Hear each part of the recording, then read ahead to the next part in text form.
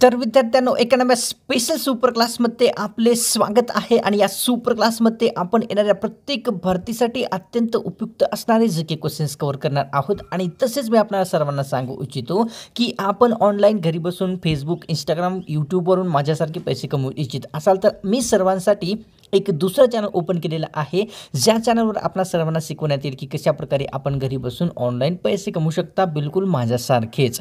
तर व्हिजिट करू इच्छित असाल त्या चॅनलला, तर त्या चॅनलचा लिंक या सुपरकास्टच्या व्हिडिओच्या डिस्क्रिप्शनमध्ये आपल्याला दिलेला आहे. डिस्क्रिप्शन आपल्याला जर समजत नसेल तर सध्या तुम्ही जो सुपर क्लास पाहता त्याच्या नावावर क्लिक करा, आपल्याला त्या चॅनलचा लिंक दिसून जाईल, मिळून जाईल. तर या सुपरकास्टला सुरुवात करूया. सर्वात पहिला प्रश्न पाहूया. प्रश्न मित्रांनो आपल्यासमोर या ठिकाणी असा आहे, चहासोबत कोणती वस्तू खाल्ल्याने माणूस मरू शकत असतो? चहासोबत खालीलपैकी कोणती वस्तू खाल्ल्यास माणूस मरू शकत असतो? ऑप्शन क्रमांक 4 योग्य राहील मित्रांनो. चहासोबत अंडे खाल्ल्यास ते आहे मानवाचा मृत्यू देखील होऊ शकत असतो. पुढचा प्रश्न, मांडला प्लांट राष्ट्रीय पार्क भारतातील कोणत्या राज्यामध्ये स्थित आहे? मांडला प्लांट राष्ट्रीय पार्क भारतातील कोणत्या राज्यामध्ये स्थित आहे? ऑप्शन क्रमांक 4 योग्य राहील. भारतातील मध्य प्रदेश या राज्यामध्ये जे आहे मांडला प्लांट राष्ट्रीय पार्काची स्थापना झालेली आहे. पुढचा प्रश्न पाहूया. चंद्रप्रभा वन्यजीव विहार हे भारतातील कोणत्या राज्यामध्ये स्थित आहे ते सांगायचं आहे मित्रांनो. चंद्रप्रभा वन्यजीव विहार भारतातील कोणत्या राज्यामध्ये स्थित आहे? ऑप्शन क्रमांक 1 योग्य राहील. भारतातील उत्तर प्रदेश या राज्यामध्ये चंद्रप्रभा वन्यजीव विहार स्थित झालेले आहे. पुढचा प्रश्न, किन्नरसानी अभयारण्य कोणत्या राज्यामध्ये स्थित आहे? किन्नरसानी अभयारण्य भारतातील कोणत्या राज्यामध्ये स्थित झालेले आहे? तर मित्रांनो ऑप्शन क्रमांक आपल्यासमोर या ठिकाणी 3 योग्य राहील. किन्नरसानी नावाचे जे अभयारण्य या ठिकाणी आहे या राज्यामध्ये एक स्थित झालेले आहे. पुढचा प्रश्न, संविधानाचा मसुदा एकूण किती दिवसात बनला होता ते सांगायचं आहे. संविधानाचा मसुदा हा एकूण किती दिवसांनी तयार झालेला होता? ऑप्शन क्रमांक 3 योग्य राहील. 141 दिवसामध्ये जे आहे संविधानाचा मसुदा तयार करण्यात आलेला होता. पुढचा प्रश्न, संविधानाचा मसुदा कोणत्या समितीने बनवला होता किंवा तयार केलेला होता ते सांगायचं आहे. संविधानाचा मसुदा खालीलपैकी कोणत्या समितीद्वारे तयार करण्यात आलेला होता? ऑप्शन क्रमांक 1 योग्य राहील. मसुदा समितीद्वारे जे आहे या ठिकाणी संविधानाचा मसुदा तयार करण्यात आलेला होता. पुढचा प्रश्न, मेवाड पठार म्हणून कोणत्या राज्यातील पठाराला ओळखले जात असते? मेवाड पठार म्हणून खालीलपैकी कोणत्या राज्यातील पठाराला ओळखण्यात येत असते? ऑप्शन क्रमांक 1 योग्य राहील. राजस्थान या राज्यातील पठारांना मेवाड पठार या नावाने ओळखले जात असते. पुढचा प्रश्न, जगामध्ये रुंदीने सर्वात मोठी असलेली नदी खालीलपैकी कोणती आहे ते सांगायचं आहे. जगामध्ये रुंदीने सर्वात मोठी असलेली नदी खालीलपैकी कोणती आहे? ऑप्शन क्रमांक 1 योग्य राहील. ॲमेझॉन ही जी नदी आहे जगामध्ये रुंदीने सर्वात मोठी असणारी नदी बनलेली आहे. पुढचा प्रश्न पाहूया आपल्यासमोर काय आहे मित्रांनो. या ठिकाणी भारताचा प्रथम नागरिक म्हणून खालीलपैकी कोणत्या व्यक्तींना ओळखले जात असते? भारताचा प्रथम नागरिक म्हणून खालीलपैकी कोणत्या व्यक्तींना ओळखले जाते? ऑप्शन क्रमांक 2 योग्य राहील. राष्ट्रपती यांना भारताचा प्रथम नागरिक म्हणून ओळखले जात असते. पुढचा प्रश्न, डिग्रस हे ठिकाण महाराष्ट्रातील कोणत्या जिल्ह्यामध्ये स्थित आहे? डिग्रस हे ठिकाण महाराष्ट्रातील कोणत्या जिल्ह्यामध्ये स्थित आहे? ऑप्शन क्रमांक 1 योग्य राहील. महाराष्ट्रातील सांगली या जिल्ह्यामध्ये डिग्रस हे ठिकाण स्थित झालेले आहे. पुढचा प्रश्न, राष्ट्रीय डाळिंब संशोधन केंद्र महाराष्ट्रातील कोणत्या ठिकाणी स्थित आहे ते सांगायचं आहे. राष्ट्रीय डाळिंब संशोधन केंद्र महाराष्ट्रातील कोणत्या जिल्ह्यामध्ये स्थित आहे? ऑप्शन क्रमांक 2 योग्य राहील. कोल्हापूर या जिल्ह्यामध्ये जे आहे डाळिंब संशोधन केंद्राची स्थापना झालेली आहे. पुढचा प्रश्न, अंतरिक्षयानला शनिग्रहावर पोहोचण्यास एकूण किती वर्षाचा कालावधी लागतो ते सांगायचं आहे मित्रांनो. या ठिकाणी अंतरिक्षयानला शनिग्रहावर पोहोचण्यास एकूण किती वर्षाचा कालावधी लागत असतो? ऑप्शन क्रमांक 2 योग्य राहील. एकूण 7 वर्षाचा जो कालावधी आहे अंतरिक्षयानला शनिग्रहावर पोहोचण्यास लागत असतो. पुढचा प्रश्न पाहूया आपल्यासमोर. पृथ्वीवरील 65 किलो माणसाचे वजन चंद्रावर गेल्याने किती किलोचं राहते ते सांगायचं आहे. पृथ्वीवरील 65 किलो माणसाचे वजन असलेले चंद्रावर गेल्याने त्यांचे किती किलो वजन राहते? ऑप्शन क्रमांक मित्रांनो आपल्यासमोर 2 योग्य राहील. पृथ्वीवरील 65 किलो माणसाचे जे वजन आहे चंद्रावर गेल्याने त्याच माणसाचे 15 किलोचं वजन राहत असते. पुढचा प्रश्न पाहूया. या ठिकाणी एक स्पेस सूट बनवण्यासाठी किती रुपयाचा खर्च येत असतो? एक स्पेस सूट बनवण्यासाठी कमीत कमी किती रुपयाचा खर्च येत असतो? तर ऑप्शन क्रमांक 3 योग्य राहील मित्रांनो. एक स्पेस सूट बनवण्यासाठी कमीत कमी 11 अरब रुपयांचा खर्च येत असतो. पुढचा प्रश्न, विठ्ठल शिंदे यांनी तो नवयुगातला महापुरुष होता असे कोणाविषयी म्हटले होते ते सांगायचं आहे. विठ्ठल शिंदे यांनी तो नवयुगातला महापुरुष होता असे उद्गार खालीलपैकी कोणाविषयी काढलेले होते? ऑप्शन क्रमांक 3 योग्य राहील शाहू महाराज यांच्याविषयी जे आहे विठ्ठल शिंदे यांनी तो नवयुगातला राष्ट्रपुरुष होता असे एक उद्गार काढलेले होते. पुढचा प्रश्न पाहूया आपल्यासमोर काय आहे. लोकमान्य टिळक यांच्या निधनानंतर त्यांच्यावर कोणत्या वृत्तपत्राने टीका केलेली होती? लोकमान्य टिळक यांच्या निधनानंतर त्यांच्यावर खालीलपैकी कोणत्या वृत्तपत्राद्वारे टीका करण्यात आलेली होती? ऑप्शन क्रमांक 1 योग्य राहील टाइम्स या वृत्तपत्रांचे आहे मित्रांनो लोकमान्य टिळक यांच्या निधनानंतर त्यांच्यावर टीका केलेली होती. पुढचा प्रश्न, महाराष्ट्रातील सिंधुदुर्ग या जिल्ह्यामध्ये खालीलपैकी कोणाचा जन्म झालेला आहे ते सांगायचं आहे. महाराष्ट्रातील सिंधुदुर्ग या जिल्ह्यामध्ये खालीलपैकी कोणाचा जन्म झालेला आहे? ऑप्शन क्रमांक 1 योग्य राहील बाळशास्त्री जांभेकर यांचा जो जन्म आहे महाराष्ट्रातील सिंधुदुर्ग जिल्ह्यात झालेला आहे. पुढचा प्रश्न, राजा राममोहन राय यांनी वेदांत कॉलेजची स्थापना कोणत्या ठिकाणी केलेली होती? राजा राममोहन राय यांनी वेदांत कॉलेजची स्थापना खालीलपैकी कोणत्या ठिकाणी केलेली होती? ऑप्शन क्रमांक 1 योग्य राहील राजा राममोहन राय यांनी वेदांत कॉलेजची स्थापना कोलकाता या ठिकाणी केलेली होती. पुढचा प्रश्न, कोणत्याही जमिनीला मालकाची मर्जी नसेल तरीही कोण खरेदी करू शकत असतो ते सांगायचं आहे. कोणत्याही जमिनीला मालकाची मर्जी नसेल तरीही कोण विकत घेऊ शकतो किंवा खरेदी करू शकत असतो? ऑप्शन क्रमांक मित्रांनो आपल्यासोबत 3 राहील वरीलपैकी दोन्हीही म्हणजेच केंद्र सरकार तसेच राज्य सरकार हे दोघेही मालकाची मर्जी नसेल तरीही त्यांची जमीन खरेदी करू शकत असतो. पुढचा प्रश्न, वानरसेना हे खालीलपैकी कोणत्या व्यक्तींनी स्थापन केलेली होती? वानरसेना ही खालीलपैकी कोणत्या महिला व्यक्तींनी स्थापन केलेली होती? ऑप्शन क्रमांक 1 योग्य राहील इंदिरा गांधी यांनी जे आहे वानरसेनेची स्थापना केलेली होती.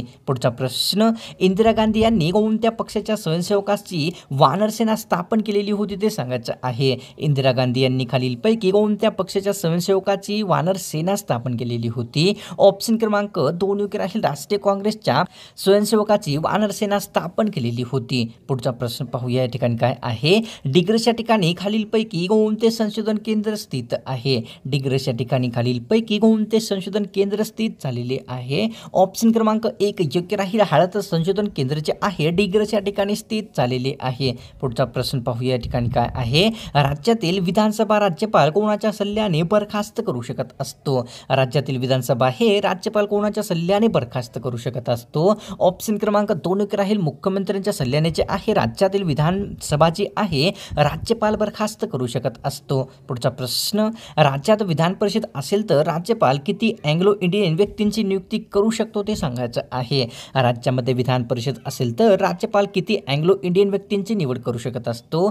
तर ऑप्शन क्रमांक 1 योग्य राहील मित्रांनो. एखाद्या राज्यामध्ये विधान परिषद असेल तर राज्यपाल एका अँग्लो इंडियनची नियुक्ती करू शकत असतो. पुढचा प्रश्न, वट हुकूम काढण्याचा अधिकार खालीलपैकी कोणत्या व्यक्तींकडे आहे ते सांगायचं आहे. वट हुकूम काढण्याचा अधिकार खालीलपैकी कोणत्या व्यक्तींकडे आहे? ऑप्शन क्रमांक 4 योग्य राहील राज्यपाल यांच्याकडे जे आहे वट हुकूम काढण्याचा अधिकार देण्यात आलेला आहे. तर पाहूया पुढचा प्रश्न, राज्यपाल हा राज्याचा कोणत्या प्रकारचा प्रमुख असतो ते सांगायचं आहे.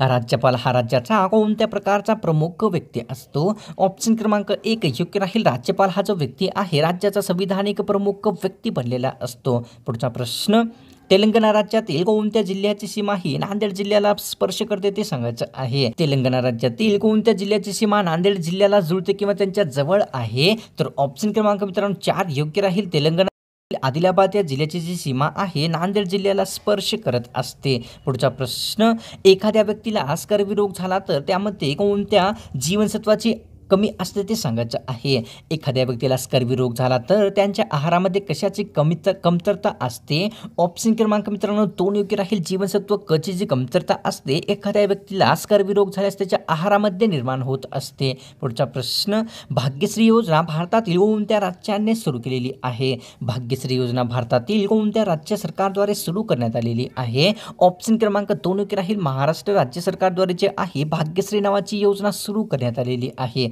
पुढचा प्रश्न, भाग्यश्री योजना कोणाच्या उत्कर्षासाठी सुरू करण्यात आलेली आहे? भाग्यश्री ही प्रसिद्ध योजना खालीलपैकी कोणाच्या उत्कर्षासाठी सुरू केलेली आहे? ऑप्शन क्रमांक 2 योग्य राहील. दारिद्र्य रेषेखालील मुलींसाठी जे आहे महाराष्ट्र राज्य सरकारने भाग्यश्री योजना सुरू केलेली आहे.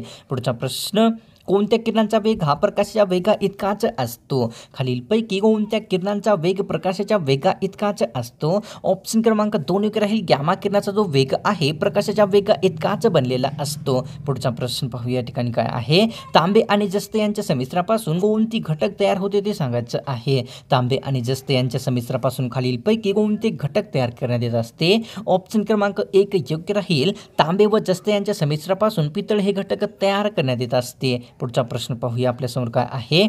तालछापर अभयारण्य भारतातील कोणत्या राज्यामध्ये स्थित आहे? तालछापर नावाचे अभयारण्य भारतातील कोणत्या राज्यामध्ये स्थित आहे? ऑप्शन क्रमांक 1 योग्य राहील. भारतातील राजस्थान या राज्यामध्ये तालछापर नावाचे अभयारण्य स्थित झालेले आहे.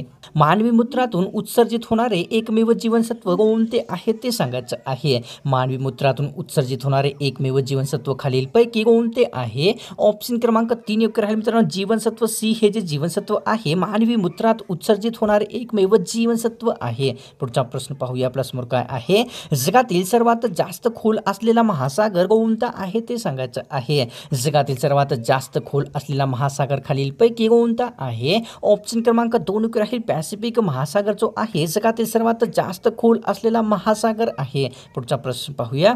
नाईल नदीची देणगी असे कोणत्या देशास संबोधले जात असते? नाईल नदीची देणगी असे खालीलपैकी कोणत्या देशास संबोधण्यात येत असते? ऑप्शन क्रमांक 4 योग्य राहील. मित्रांनो, नाईल नदीची देणगी असे जे आहे इजिप्त या देशास संबोधण्यात येत असते.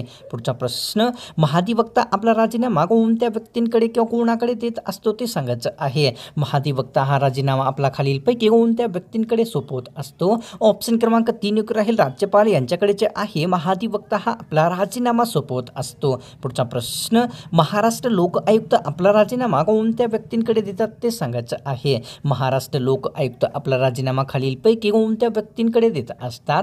ऑप्शन क्रमांक 3 योग्य राहील. राज्यपाल यांच्याकडे जे आहे महाराष्ट्र लोक आयुक्त आपला राजीनामा देत असतात. पुढचा प्रश्न पाहूया. राजघाट असे कोणाच्या समाधीस्थळाचे नाव आहे ते सांगायचं आहे. राजघाट असे खालीलपैकी कोणाच्या समाधीस्थळाचे नाव आहे? ऑप्शन क्रमांक 4 योग्य राहील. महात्मा गांधी यांच्या स्थळाचे जे नाव आहे राजघाट असे ठेवण्यात आलेले आहे. पुढचा प्रश्न पाहूया. रेशीम उत्पादनामध्ये वाढ करण्यासाठी कोणती क्रांती झाली होती ते सांगायचं आहे. रेशीम उत्पादनामध्ये वाढ करण्यासाठी खालीलपैकी कोणती क्रांती झालेली आहे? ऑप्शन क्रमांक 1 योग्य राहील. श्वेत क्रांती ही जी क्रांती आहे रेशीम उत्पादनामध्ये वाढ करण्यासाठी झालेली आहे. पुढचा प्रश्न पाहूया. आपल्या समोर काय आहे?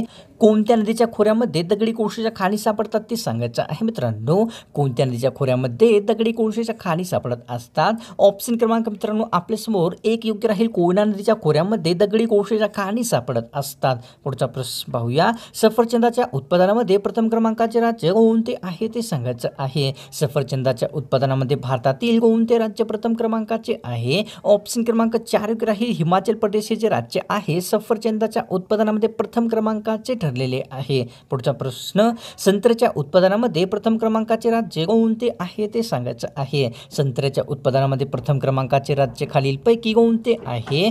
ऑप्शन क्रमांक 1 योग्य राहील. महाराष्ट्र हे जे राज्य आहे संत्र्यांच्या उत्पादनामध्ये प्रथम क्रमांकाचे ठरलेले आहे. पुढचा प्रश्न. जम्मू काश्मीर हे केसरच्या उत्पादनामध्ये कितव्या क्रमांकाचे राज्य बनलेले आहे? जम्मू काश्मीर हे केसरच्या उत्पादनामध्ये कितव्या क्रमांकाचे राज्य आहे? ऑप्शन क्रमांक 1 योग्य राहील. जम्मू काश्मीर हे भारतामध्ये केसरच्या उत्पादनामध्ये प्रथम क्रमांकाचे राज्य आहे. पुढचा प्रश्न पाहूया. प्रसिद्ध असलेले भवानी वस्तू संग्रहालय कोणत्या जिल्ह्यामध्ये स्थित आहे? प्रसिद्ध असलेले भवानी वस्तू संग्रहालय खालीलपैकी कोणत्या जिल्ह्यामध्ये स्थित आहे? ऑप्शन क्रमांक 3 योग्य राहील. भवानी वस्तू संग्रहालय जे आहे महाराष्ट्रातील सातारा या जिल्ह्यामध्ये स्थित झालेले आहे. तर पुढचा प्रश्न या ठिकाणी पाहूया. चीना स्थलांतरित शेतीचा प्रकार जगातील कोणत्या देशाचा आहे ते सांगायचं आहे. चीना हा स्थलांतरित शेतीचा प्रकार खालीलपैकी कोणत्या देशाचा आहे? ऑप्शन क्रमांक 1 योग्य राहील. श्रीलंका या देशाचा जो आहे चीना हा स्थलांतरित शेतीचा प्रकार बनलेला आहे. तर विद्यार्थ्यांनो, आजची ही स्पेशल सुपर क्लास आपल्याला कशी वाटली ही नक्कीच गॅरंटीच आहे की आपल्याला सुपर क्लास आवडेलच आहे. आणि एक लाईक केल्याशिवाय कुठेच नाही जायचं आहे. तसेच आपल्याला एक रिमाइंडर पुन्हा देऊ इच्छितो की आपण ऑनलाईन घरी बसून पैसे कमवू इच्छित असाल फेसबुक, इंस्टाग्राम, यूट्यूबवरून एकदम माझ्यासारखे, तर आपणाला शिकवण्यासाठी मी दुसरं चॅनल उघडलेलं आहे. त्या चॅनलचा लिंक या सुपर क्लासच्या व्हिडिओच्या डिस्क्रिप्शनमध्ये दिलेला आहे. इच्छुक विद्यार्थ्यांनी त्या चॅनलला नक्कीच व्हिजिट करायचं आहे. तर मिळतोय का स्पेशल आणि फ्रेश सुपर क्लासमध्ये.